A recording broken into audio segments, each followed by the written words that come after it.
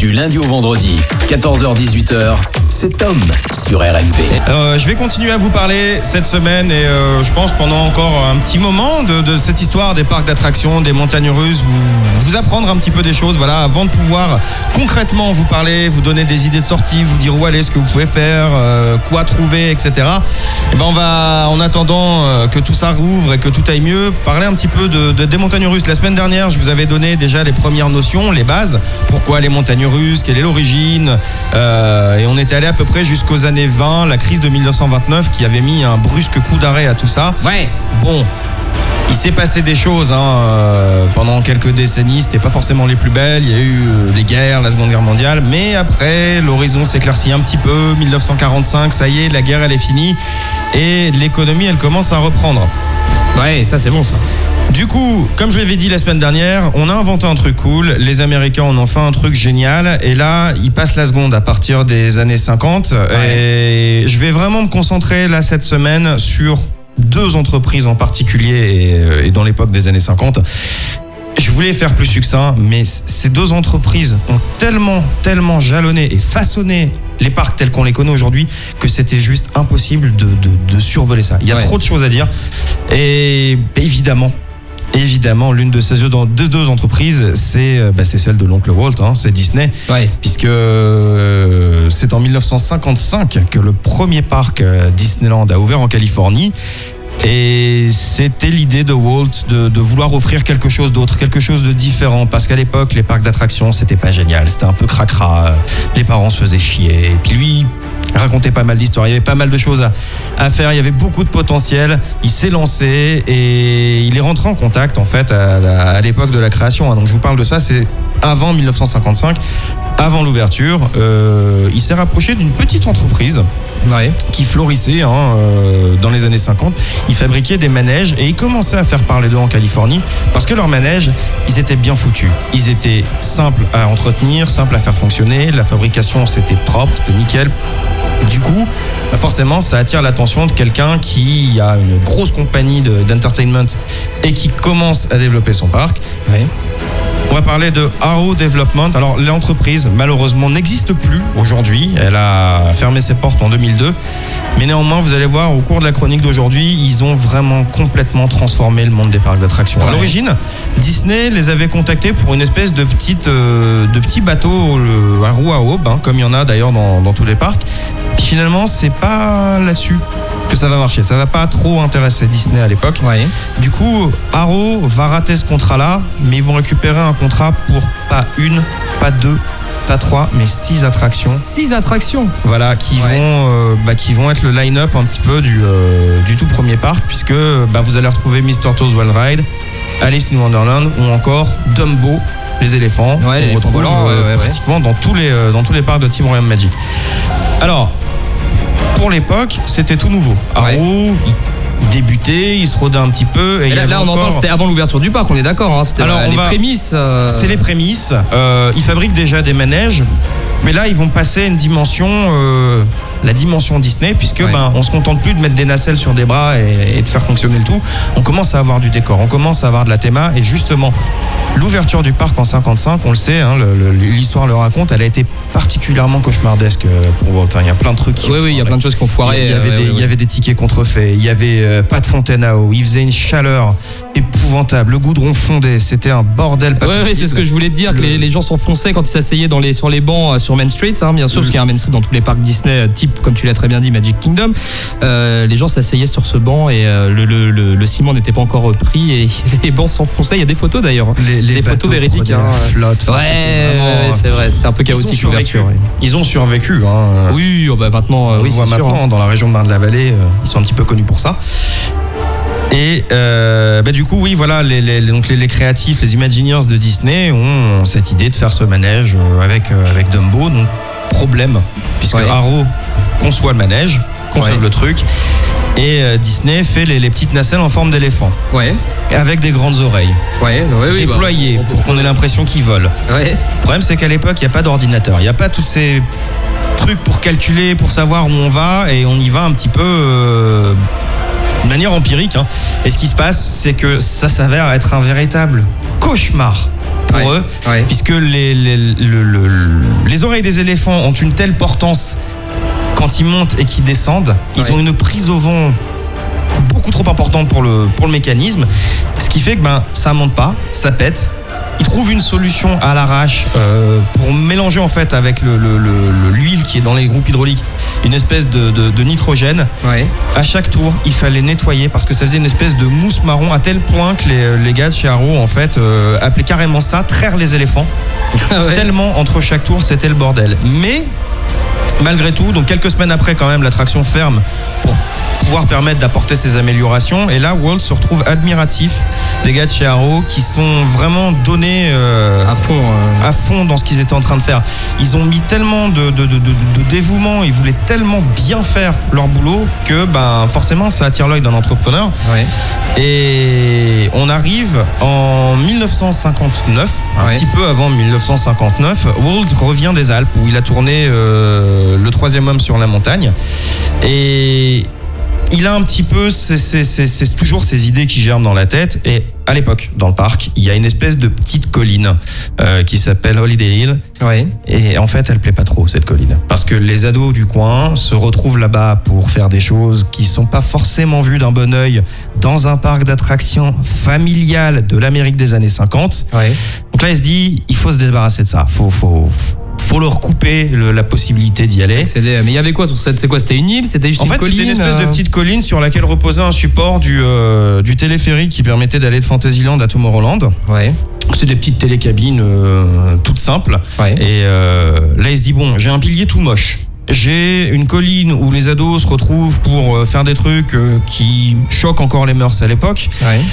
Et il se rapproche encore une fois d'Arrow puisqu'il y a un autre problème dans le parc. L'attraction Autopia, en fait, à l'époque, les voitures n'avaient pas de rail de guidage central, ce qui fait que les visiteurs pouvaient conduire un petit peu où ils voulaient. Ils dégradaient ça faisait du karting, quoi, en gros. Ça faisait presque du karting. Ça dégradait les voitures beaucoup plus vite que prévu. Ça dégradait aussi les opérateurs, ce qui était un peu emmerdant. Et il voit que chez Arrow, en fait, il y a une solution avec un rail central de guidage qui s'élargit ou se rétrécit selon les besoins et en fait qui empêche tout simplement la voiture de s'éloigner un petit peu trop du parcours. Donc ça fonce plus dans les murs, ça se fonce encore un peu dedans, mais au moins les opérateurs par rapport à ce rail peuvent se mettre en retrait. La voiture risque pas de se barrer, de renverser quelqu'un au passage. Et de se retrouver dans les tibias. De toute façon, c'est pas des trucs qui vont non plus à 90 km/h. Non. C'est des petits moteurs de tonneuse, c'est rien du tout. Mais bon. Et là, Walt, il a cette idée. Il est encore une fois dans les Alpes. Il a le mont Matterhorn en vue qui trouve juste extraordinairement beau et il se dit, bon, j'ai cette colline, je m'en débarrasse et si on faisait une réplique du Matterhorn, ça permettrait de cacher le support, ça permettrait de se débarrasser du petit coin des amourettes que j'ai pas envie de voir dans mon parc. Et il a l'idée de carrément faire une attraction sur le thème des Alpes avec une descente en bobsleigh avec de la vraie glace. Avec de la vraie glace. On est presque en 1960. Et puis on est un peu en Californie aussi.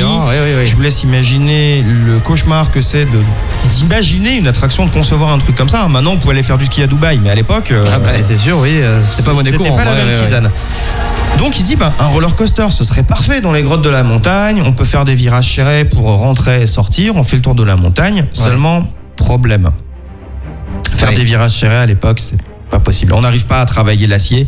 Si on fait des trucs un peu trop en épingle, ça casse, c'est plus régulier. Et c'est juste techniquement pas faisable. C'est les mecs d'Arrow, encore une fois, qui vont trouver la solution. Et quelle solution? Le rail en acier tubulaire. À l'époque, c'est des lames d'acier plates qui sont vissées sur des rails en bois, sur une voie en bois. Donc c'est quand même assez limité. Et là, elles se disent finalement, avec un tube en acier, on peut le tordre un peu dans tous les sens. Il va garder sa forme de tube.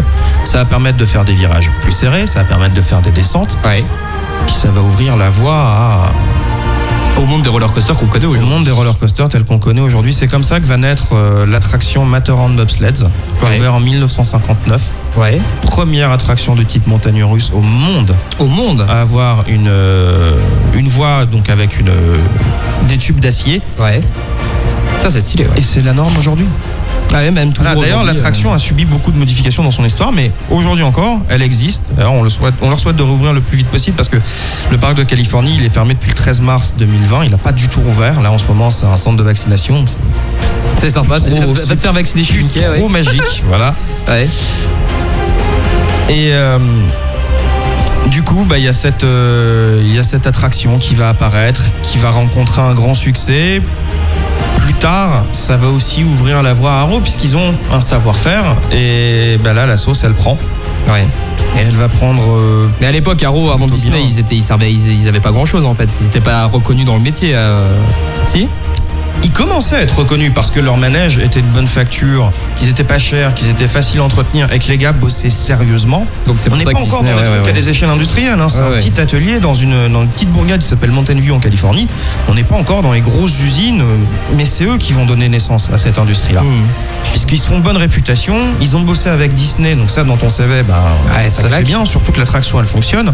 Ensuite, ils connaîtront au cours de leur histoire d'autres ratés, mais pour revenir et pour finir à Matterhorn Bobsleds, ils vont aussi rajouter 2 innovations qui aujourd'hui en fait sont la base des circuits de montagne russe dans le monde. C'est la base, c'est qu'ils vont devoir revoir les essieux et les articuler pour justement permettre de faire ces virages.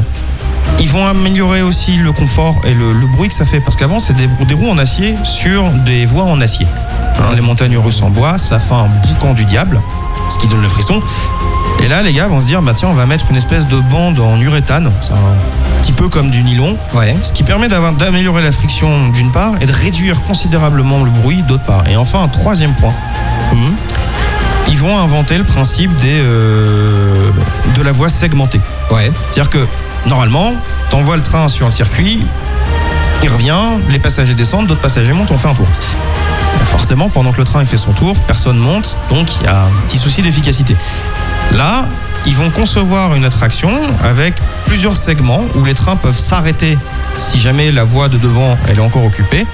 Et c'est ce qui va permettre en fait de donner de la fluidité, de faire monter plus de monde à bord et de faire rentrer plus de pognon, puisque à cette époque-là, les attractions, il faut payer pour monter à bord. On paye pour rentrer dans le parc, on achète un carnet de tickets avec plusieurs catégories selon que c'est une petite ou grosse attraction.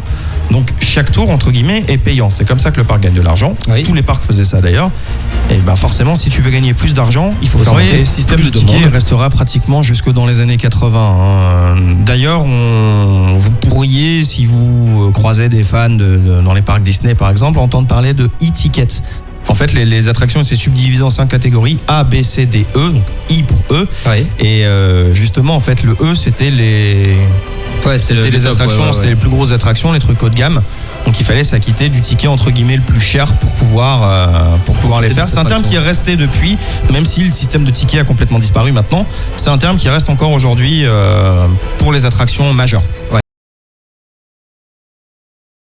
14h, 18h, c'est Tom. Eh oui, on se retrouve les amis, on est toujours en direct à 15h30 les amis, on est avec Damien et on va continuer la chronique roller coaster. Donc on s'était attardé sur les années 50 et le vrai début on va dire des coasters modernes qu'on connaît aujourd'hui. Là on va aller avancer un petit peu dans le temps, on va commencer dans les années 60 avec l'extension et la création de nombreuses entreprises de roller coaster qui ont repoussé les limites, surtout à l'époque dans les années 60 avec des attractions emblématiques dont la musique que vous entendez derrière moi. Alors je sais, je vais me fâcher avec les fans, c'est vrai, vous avez tout à fait raison, l'attraction existait avant le film et cette musique est tirée du film et non pas de l'attraction. Merci les viewers, merci les haters, je le sais. Non mais maintenant c'est bien, c'est l'attraction inspirée du film, inspirée de l'attraction. Voilà, donc j'en ai très conscience les amis, ne vous inquiétez pas, je ne fais pas l'amalgame. Bien évidemment, l'attraction Disney est arrivée largement avant le film et a été ensuite repopularisée grâce au film qui en a refait une autre attraction à Shanghai. Bref, encore une autre histoire. Damien, je t'écoute, continue. Oui, justement, Pirates des Caraïbes, on retrouve encore les gars de chez Arrow à cette époque-là. Alors, ils ont bossé avec Disney, je l'avais dit, pour les montagnes russes, pour certains manèges. C'est aussi eux qui sont partenaires de la création de l'attraction dont on ne citera pas la musique, pour éviter que vous l'ayez en tête pendant tout le reste de la semaine, tout le week-end. It's a Small World, l'expo universelle de New York de 1964. C'est eux qui vont concevoir le système avec les bateaux, le canal, tout ça.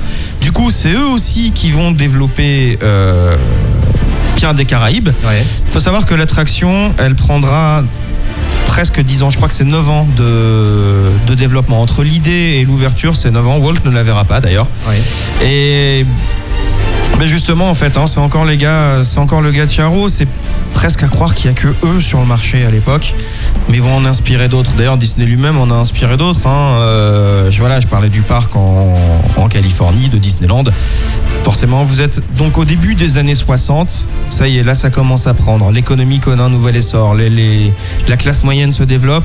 Et un petit peu partout dans les États-Unis, vous avez déjà des parcs qui existent, qui commencent à prendre ce virage, parc d'attractions, parc à thème, qui s'embellissent. Ouais. Et puis il y en a d'autres qui se disent, en revenant de Disneyland, il faudra un parc à nous en fait. Ouais. Ils veulent leur parc. Et bah oui, les États-Unis, on a tendance à comparer un petit peu ça à la France. N'oubliez, gardez bien en vue que c'est un État-continent. Il y a quand même 4 fuseaux horaires sur les États-Unis. Donc oui, en France, on a certes une concentration moindre de parcs. Il y en a évidemment beaucoup plus aux États-Unis, mais là, je vais parler du Texas. Le Texas, c'est 1,25 fois la taille de la France. Donc forcément, il y a beaucoup plus de parcs que chez nous. Ils n'ont pas le même climat, donc ils peuvent se développer un peu plus. Et justement, 1961, on est à Arlington, on est à environ 25 km de Dallas. Comme je dis, l'économie, elle marche bien, notamment grâce au pétrole. Ouais. Et c'est là que va ouvrir le premier d'une longue série de parcs qui existent encore aujourd'hui. Un entrepreneur nommé Angus G. Wine Jr., un mania de l'immobilier et donc du pétrole, pas de hasard, on est au Texas. Il se dit justement après sa visite à Disneyland, les plus grands États des États-Unis, il faut qu'on ait notre parc à nous, il faut qu'on brille. Pourquoi devoir aller jusqu'en Californie pour pouvoir s'amuser? Il va être aidé de quelques investisseurs new-yorkais et la construction de son projet va démarrer le 1er août 1960 pour ouvrir très exactement un an plus tard, enfin à quelques jours près, puisque c'était une répétition le 1er août, Six Flags. Ah ouais, très connu dans l'univers, en Europe. Dans l'univers des parcs d'attractions, ils ont même fait un passage assez bref en Europe au début des années 2000. Six Flags Over Texas, c'est le premier. Alors le nom Six Flags, il vient tout simplement des 6 nations différentes qui auront gouverné sur l'histoire du Texas, à savoir l'Espagne, la France, le Mexique, la République du Texas, les États confédérés d'Amérique et enfin les États-Unis d'Amérique. D'ailleurs, l'histoire, elle vient dire que le nom d'origine du parc était Texas Under Six Flags. Mais ça plaisait pas du tout à Madame Wine qui ne voulait pas que le Texas, qui disait le Texas ne peut être en dessous de quoi que ce soit. Ouais. Magie de la sémantique. Six Flags Over Texas ou Texas Under Six Flags, ça revient au même. Le Texas, il est en dessous. Mais bon, là, on parle des Américains. On les aime bien quand même. Oui, bien sûr. Moi, je les adore. Et donc, oui, comme je le disais, c'est le premier d'une longue lignée. Je parlais aussi d'autres parcs. En 1959, toujours à Tampa Bay, en Floride. Ouais, c'est chez moi. C'est chez nous, c'est un coin qu'on a bien connu. En fait, il y a un parc qui va ouvrir. Mais c'est pas encore un parc d'attractions à l'époque. C'est vrai. C'est un Biergarten. Ouais. Qu'est-ce qu'un Biergarten ? C'est un endroit dans lequel on va, c'est un joli jardin, dans lequel on va avec nos amis, modération, parcimonie, pour boire une bonne pinte de bière. Ouais, et s'amuser au rythme endiablé de la musique allemande. Alors, je sais pas s'il y avait de la musique allemande. En tout cas, tiens, on parle de Biergarten. Tiens, regarde, en musique allemande, regarde ce que je te mets. C'est juste pour Busch Gardens. Regarde, écoute bien. C'est pour toi. Un petit Ein Prosit, non ? N'aime pas. Coucou. Insupportable aussi, c'est là. Et donc du coup, oui, David, vous parlez, je crois que c'était avant-hier, avec la choucroute, les Biergarten, tout ça. Ouais. L'Oktoberfest, c'est aussi la plus grosse fête foraine du monde. Donc si vous supportez bien l'odeur de la bière, si vous avez bien l'estomac suffisamment accroché et que l'odeur de la pisse et l'apparence du... Non, on va pas le dire, c'est dégueulasse. Enfin bon, bref. Si vous n'êtes pas trop sensible sur le point olfactif, c'est vraiment un truc à faire définitivement. Pas forcément pour la bière et pour la bouffe immonde, mais vous irez voir à l'occasion si vous avez la possibilité de le faire à Munich, l'Oktoberfest. Ouais, on en a parlé avec la choucroute. Fête foraine du monde. Ouais. Ils ont aussi des manèges incroyables là-bas. Ouais. Voilà, c'était juste un petit aparté justement sur l'Allemagne. On va revenir du côté de la Floride, de ce Biergarten ouvert par la brasserie Anheuser-Busch. Ouais. Dont la bière La Bouche, la célèbre bière américaine. Dans la bouche, dont auront aussi la Bud, Ouais, qui c'est va vrai. être bu à flot là dimanche The Budweiser. à l'occasion du Ah oui, on en reparlera du Super Bowl avant 17h. Ouais, on en reparlera avant 17h, ouais. Et donc du coup voilà, ils ouvrent un Biergarten, donc on est en 59. Disney World n'existe pas encore. On est en train de perdre Tom. Si vous nous regardez sur Twitch, vous voyez que Tom il est en train de craquer là sur sa petite musique. Ah, j'en peux plus. Et la brasserie fermera dans les années 80. Ce sera converti un peu plus tard en parc d'attractions. Il y en a 2 aujourd'hui dans les États-Unis et J'en peux plus, hein. remettre un jeu. La, c'est Damien. La. Allez, vas-y, il reste encore 50 secondes. Je peux pas la couper parce qu'il y a la pub après à 15h40. Alors, faut que tu tiennes pendant 48 secondes. Et du coup, les gars de chez Arrow vont En plus, je t'aide pas. en collaboration avec ces parcs-là développer 2 attractions qui seront aussi des majeures que vous allez retrouver dans tous les parcs. C'est le Runaway Mine Train, donc le train de la mine, en 1966. Et en 1963, 3 ans plus tôt, le Log Flume, les bûches.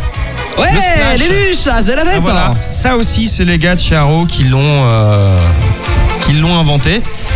On va terminer là pour aujourd'hui parce que Tom est en train de dérailler complètement. On va parler de ce qu'il y a à faire ce week-end d'intéressant. Et Mais non, continue ta chronique, il reste 10 secondes, après t'as encore 2 minutes 22 et puis ensuite c'est la pub. la semaine prochaine. Ouais, qu'est-ce qu'il y a la semaine prochaine 2022, la semaine prochaine, on va parler justement des années 70, 80 et de ce qui va être le deuxième âge d'or des montagnes russes Oui. et aussi le début de la guerre des roller coasters. Parce que voilà, dans les années 60, ça a ouvert un tour de bras. Hein. Ça a Six Flags Over Texas, Six Flags Over Georgia. Il y a Cedar Point qui existe déjà depuis pas mal d'années, qui Ouais. va aussi se révéler être un saint des saints au fur et à mesure des années. Ah oui, Je vais vous parler de Magic Mountain qui n'a pas ouvert en tant que Six Flags mais qui sera racheté parce que aussi là ils ont pratiquement tout racheté, ce qui a failli causer leur perte d'ailleurs. Et voilà, les années 70, 80, on retrouvera encore une fois Arrow qui va remettre un petit coup de révolution puisque les loopings existaient déjà, j'en avais parlé la semaine dernière, mais c'était plutôt dangereux si vous sortiez pas les pieds devant, c'était un coup du lapin ou c'était des blessures sérieuses. Ouais. On va un petit peu révolutionner aussi le looping. On va le réintroduire en 1975, Corkscrew, le tire-bouchon, avec la première inversion, première montagne russe avec 2 fois la tête à l'envers. Ouais. En fait, les gars ont designé un looping qu'ils ont étiré pour lui donner la forme d'un tire-bouchon. Et là, La vrille, quoi, c'est un peu l'équivalent. La vrille, d'une voilà, le qu'on tire-bouchon, appelle la une vrille. quoi. Ouais. voilà, une révolution, 2 fois la tête à l'envers. On se retrouve à avoir des attractions sensationnelles et à partir de là, les loopings, les têtes à l'envers, plus loin, plus vite, plus fort, plus haut. C'est Fort parti. Boyard, quoi. C'est parti, donc on arrive dans les années 70, 75 Ouais. et même le choc pétrolier de 73 n'arrivera pas à mettre un coup de frein à ça. Là, c'est parti, ça décolle. Ils sont trop forts. Ils sont trop forts et voilà, ce sera la semaine prochaine. Je vous parlerai un petit peu de toutes ces apparitions, le fait aussi que en Europe on va se réveiller. Ouais. Ah oui, merde, quand même. On va commencer à se réveiller. Il y a des constructeurs de montagnes russes en Europe qui maintenant sont Les meilleurs, on va pas se mentir. inévitables et qui sont les meilleurs. Ils sont du côté de la Suisse et de l'Allemagne. Absolument. Et voilà, ça ce sera la semaine prochaine. Vitesse, sensation, tête à l'envers. Multiplication des parcs et puis on arrivera progressivement aussi parler un petit peu de la France. C'est parfait mon ami, ce sera le programme de la semaine prochaine. De toute façon tu restes avec nous Je jusqu'à reste avec 17h. vous jusqu'à 17h. Une petite page de pub, 15h40 et on se retrouve juste après. Bon après-midi sur RMV, à tout de suite.